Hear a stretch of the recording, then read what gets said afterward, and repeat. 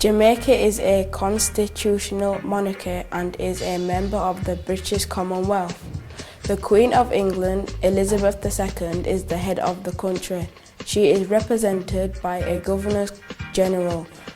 The Jamaican Parliament consists of two houses, the Senate, also called as the Upper House, and the House of Representatives, known as the Lower House. Jamaica becoming an independent nation now meant that Britain no longer controls the affairs of the country. It was now the responsibility of the newly elected Prime Minister and the local elected cabinet. There have been 9 Prime Ministers since Jamaica has got its independence on the 6th of August 1962.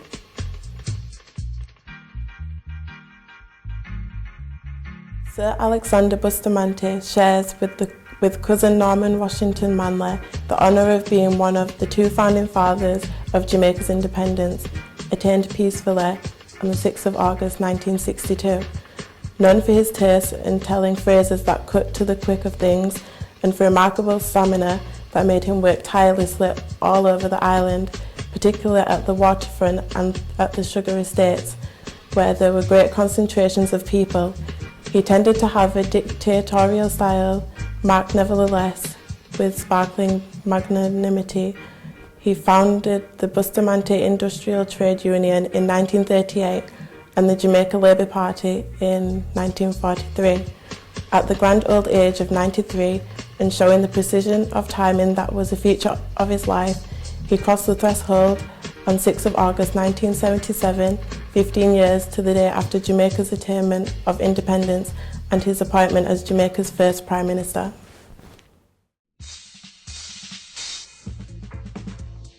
Sir Donald Sangster was a great social servant and good steward of financial resources.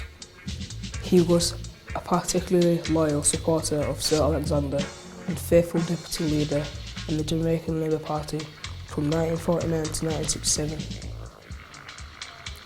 He became involved in politics when 21 years old and served with dedication until sudden illness and death 30 years later. He was serious, hard-working and very bitter gentleman. He much loved, much admired and widely respected. He was a member of the numerous boards of committees representing the interests of farmers, Boy Scouts, educators and sportsmen.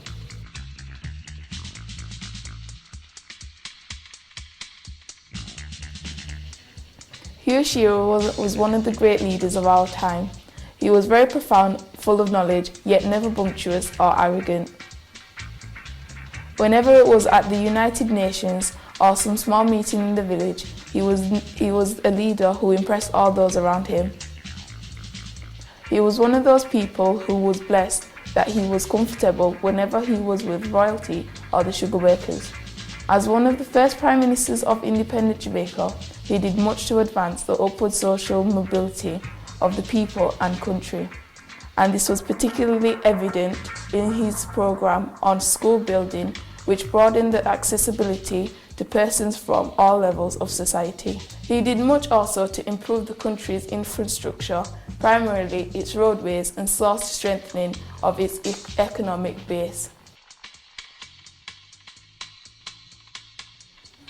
Michael Manley has impacted the nation with the greatest sense of independence and urgency regarding national identity, and internationally he has impacted the ideas of capitalist and socialist leaders with his advocacy of democratic socialism. Even though he was from an elite Jamaican family, Manley's successful trade union background helped him to maintain a close relationship with the country's poor, black majority, and he was a dynamic and popular leader. He moved easily among people of all stratas and made Parliament accessible to the people. Under Manley, Jamaica established a minimum wage for all workers and proposed free education for primary schools to universities. The introduction of universally free secondary education was a major step in removing the institutional barriers to private sectors and preferred government jobs that required secondary diplomas. He has been undoubtedly Jamaica's most eloquent, visionary, controversial and dynamic leader since independence. Edward Seaga, two areas of the particular achievement for him were the local constituency organisation and natural culture development.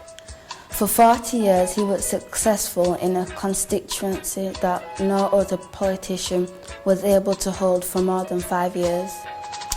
His transformation of depressed inner city areas within his West Kingston constituency into vibrant communities made him the unrivaled king of constituency transformation in Jamaica.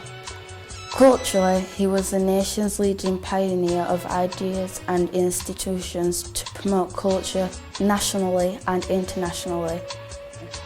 A serious and sharp thinker, witty and gifted in producing the apt, cutting phase, despite a dour look most times, he had a great sense of humour and is known widely for his exceptional deeds of kindness and rendering of practical assistance to the poor and needy. At 29 years old, he was the youngest person ever to hold a membership of the Legislative Council. PJ Patterson was Jamaica's most successful politician at national level, breaking the third-term barrier. His style of leadership was not to rely on fiery rhetoric, but on fundamental principles of procedure. Slow of speech, sharp with wit, and sure of words, he spoke in measured tones, but prudently and perceptively, never missing the essence of issues and never needing to apologise for statements. He has done more than any other political leader today to empower his associates and to structure a party committed to negotiating peace and settle differences through a reconciling process rather than confrontation. His wide experience at national, regional and international level as a negotiator served him well in office as Prime Minister.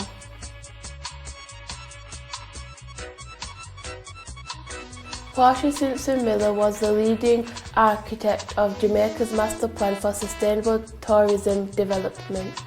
She has been tireless in promoting and strengthening urban renewal and community development. As Minister of Labour and Welfare, she presided over a significant expansion of Jamaica's overseas work programme. And the National Insurance Scheme was transformed into a major component of the government social protection system. The Prime Minister has a distinguished record of service at regional and international levels. She is a member of the Council of Women World Leaders. In March 2007, Ms. Simpson Miller was awarded the International Olympic Committee's World Women and Sports Trophy for her outstanding dedication to women in Jamaican sports.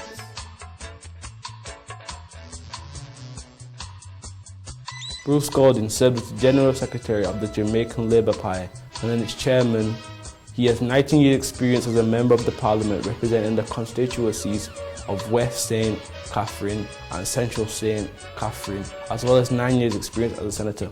He was appointed Minister of Construction in 1980, serving in the position until 1989, and the capacity was elected Chairman of the United Nations Commission on Human Settlements. On February 20, 2005, he was elected leader of the Jamaican Labour Party, and in April that year he was elected Member of Parliament for West Kingston. Andrew Holness was Jamaica's youngest Prime Minister and the first Jamaican head of government to be born after the country gained independence in 1962. He is also the second shortest serving Prime Minister. As a transformational leader, he believes the political arena should give room to all people that participate, provided that they meet certain standards. On the social side, he believes education must be one of the most critical ingredients of national development. Norman Manley shares with cousin Alexander Bustamante, the honour of being one of two founding fathers of Jamaica's independence, attained peacefully the 6th of August 1962. Acknowledged a profound thinker, articulate spokesman, brilliant advocate and skillful negotiator, widely acknowledged for impeccable integrity and statesmanlike conduct. He has been described as a man of many parts and many accomplishments. He was a strong advocate of the Federation of the West Indies, established in 1958. But when Sir Alexander Bustamante declared that opposition JLP party would take Jamaica out of the Federation, Manley, already renowned for his integrity and commitment to democracy, called a referendum, unprecedented in Jamaica, to let people decide. The vote was decidedly against Jamaica's continued membership of the Federation, and after arranging Jamaica's orderly withdrawal from the Union, set up a joint committee to decide a constitution for separate independence for Jamaica. He chaired the committee with great distinction and led the team that negotiated Jamaica's independence from Britain. In his last public address to annual conference of the PMP, he said, "I say that the mission of my generation was to win self-government for Jamaica, to win political power, which is final power for the black masses of my country, which I spring. I am proud to stand here today and say to you who fought that fight with me, say it gladness and pride, mission accomplished for my generation." And what was the mission of this generation? It is reconstructing the social and economic society and life of Jamaica.